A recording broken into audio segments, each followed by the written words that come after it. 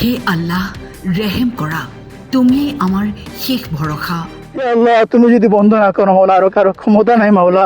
ইয়া আল্লাহ, আল্লাহৰ ওচৰত দোৱা হাজাৰ হাজাৰ মুছলমানৰ। তোমাৰ বাহিৰে নাই কাৰো ক্ষমতা বান পৰিস্থিতি ৰোধ কৰা।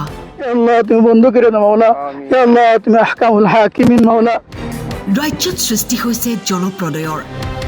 বানপানীৰ কবলত ককবকাই আছে ৰাইজ, কিন্তু খবৰ ল'বলৈ আহৰি নাই বিভাগীয় কৰ্তৃপক্ষ, স্থানীয় বিধায়ক আৰু নৱনিৰ্বাচিত সাংসদ ৰকিবুল হুছেইনৰ।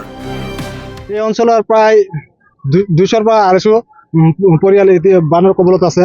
এতিয়ালৈকে বিধায়কৰ ঘৰ ইয়াৰ পৰা 100 মিটাৰ হ'ব, কিন্তু আজিলৈকে তেওঁক অৱগত কৰিছে যদি আজিলৈকে কোনো ধৰণৰ অহা নাই। এতিয়ালৈকে ইতিমধ্যে স্থানীয় ৰাইজ বানৰ কবলত পৰিছে, বিধায়ক এতিয়ালৈকে অহা নাই। ফেনে ফুটুকাৰে উফন্দি উঠিছে বহু নৈ উপনৈ। বিপদসীমাৰ ওপৰেৰে বৈছে ব্ৰহ্মপুত্ৰৰ জলস্তৰ। বান পৰিস্থিতিয়ে ক্ৰমাৎ জটিল ৰূপ ধাৰণ কৰিছে।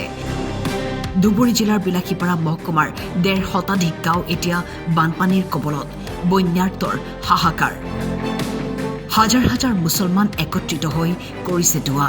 ইয়া আল্লাহ, তুমি যদি বন্ধ না কৰো মাওলা, আৰ কাৰো ক্ষমতা নাই মাওলা। ইয়া আল্লাহ, গৰাখহনীয়া আৰু বানপানীৰ পৰা পৰিত্ৰাণ বিচাৰি নেদেখাজনৰ ওচৰত শৰণাপন্ন হৈছে হাজাৰ হাজাৰ নৈপৰীয়া ৰাইজ। কৰিছে দোৱা আল্লাহৰ ওচৰত, বানপানী আৰু গৰাখহনীয়াৰ পৰা ৰক্ষা কৰা আমাক।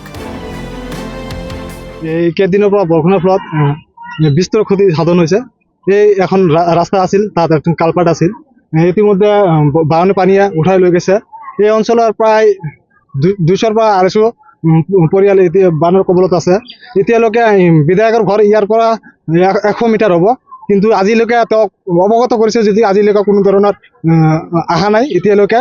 গতিকে আমি চৰকাৰৰ ওচৰত দাবী জনাইছোঁ, অতি সোনকালে বিভাগীয় মানুহ আহি এই অঞ্চলৰ ৰাইজক সকাহ দিবলৈ অনুৰোধ জনাইছোঁ। 50-60খন গাঁও ইতিমধ্যে বানৰ কবলত পৰিছে বিলাসীপাৰা।